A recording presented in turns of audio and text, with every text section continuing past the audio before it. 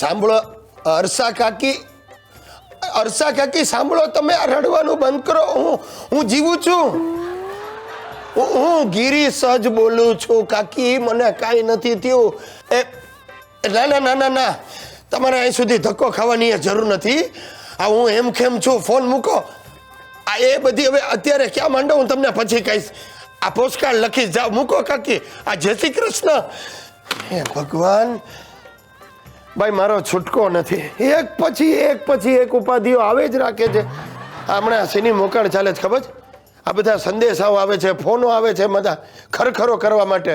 અરે ભાઈ, આ 10 દિવસ પહેલા હું કાંઈક માંદો પડ્યો, ઓફિસમાં બેઠો તો ને એકદમ ઝાડ ચડી ગઈ. ત્યાં સ્કૂટર પર બેઠો ને અમારો જોબન પુત્રા મને ઉતારી ગયો, અને કેમે કરીને તાવ ઉતરે નહીં. તે બીજે દિવસે ડૉક્ટર પાસે ગયો, એણે મને ગોળીઓ આપી કે આ 2 દિવસમાં તો બધું નોર્મલ થઈ જશે. તે 2 દિવસ થયા તોય તાવ ઉતરવાનું નામ ન લે, વધારે ટાળ ચડવા માંડી. એટલે હું ડૉક્ટર પાસે હું ને સુશીલા ગયા.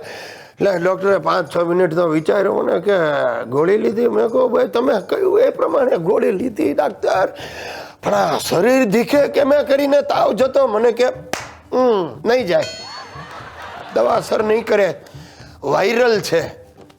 શું વાયરલ? મને કે આ વાયરલ તાવ છે, એના પર દવા અસર ન કરે તો એની મેળે જ જાય. મેં કહું હા શું બોલો તમે? અને મારું તો શરીર ધ્રુજે. હવે જેવો ઘરે આવ્યો ને ત્યાં તો મારા દાદાજી કંઈક ભૂખણ બાવાનું તાવીજ લઈ આવ્યા. મને કે કાંઈ બોલતો નહીં, આનાથી જ આ ઉતરશે, આ બધું અમને ખબર છે. તેણે ધડ દઈને એવો ટાઈટ તાવીજ અહીંયા ગળામાં બાંધી દીધું, અને કંઈક લોખંડનું તાવીજ, એમાંથી ગળામાં મને ડંખ પડી ગયા. તે મારે 2 દિવસ પછી એના મલમ પટ્ટી કરાવવી પડી.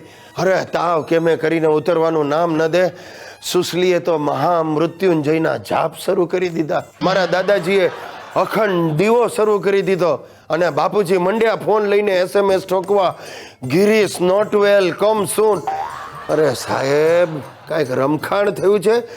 ગામથી મારા સગાવાલા દોડતા આવ્યા. 2-3 બાઈઓ તો દરવાજા પરથી, સોસાયટીના દરવાજા પરથી ફોક મૂકી, મારો ગિરીશિયો. અરે આ બૈરાઓની ફોક સાંભળીને અમારા આડોશી પાડોશીઓ ફટાફટ સફેદ કપડાં પહેરીને આવવા માંડ્યા. અને સાચું કહું, નિરંજના બેને મારી આશા જ મૂકી દીધી હતી. અને ત્યાં જ લગભગ 75-76 વર્ષના અમારા શિવરામ બાપા ઘરમાં દાખલ થયા. પોતે જવાના ઉંમરે ઊભા હતા. હવે આમ લાકડી હેઠી નાખી અને બાપુજીને વળગી પડ્યા.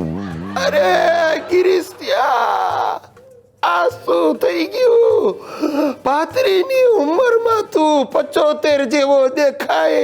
હવે બાપાએ ફોડ પાડ્યો, શિવરામ બાપા, હું ગિરીશ નથી, શિરીષ છું. ત્યારે એમને અકલ આવી, અને એની પાછળ અમારા એક માસી આવ્યા, ને માસી આવીને સીધા સુશલીને ચોટી પડ્યા. બેન, થાય બેન, નસીબમાં લખ્યું એમ જ થાય. આટલા દિવસનો સાથ હશે, છીનવાઈ ગયો. તારા માસા પણ આવી જ રીતે 2 દિવસના તાવમાં ગયા. પણ તું ચિંતા નહીં કર બેન, હજી તું જુવાન છો, કોઈક બીજી વાર શોધી કાઢી શું. અને સુશલીનો ટેમ્પર ગયો, એણે માસીને માર્યો ધક્કો. ઓ રે કરતા શિવરામ કાકા પર પડ્યા, ને બંને ડોસલી કણસતા ત્યાં પડી રહ્યા. સાહેબ, આ વાયરલ તાવે 2 દિવસમાં મને મારું 12મું, મારું બેસણું ને ઉઠામણું બધું એક સાથે દેખાડી દીધું.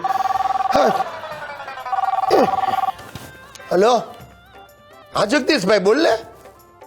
શું વાત કરે? ઉઠમણાની જાહેરાત મારા? અરે ભાઈ પાછી ખેંચી લે, હું જીવું છું જગદીશ, હું પોતે તારી સાથે વાત કરું છું. હા, અરે સુધારો છાપ. અરે ભગવાન. નમસ્તે.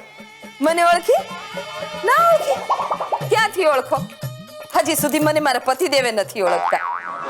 હું મિસિસ ગુજ્જુભાઈ, એટલે કે સુશીલા ગિરીશ કુમાર. એ નવા બેઠા છે ને, એટલે મેં તમારી સાથે વાત કરવાની તક ઝડપી લીધી. મને જોઈને ખુશ થયા ને? એને અરે શું મંડી તું એને કરતી? તું શેની વાતો કરવા મંડી? મારું વાટતી હતી? અરે હોય કઈ, હું તો તમારા વખાણ કરતી હતી.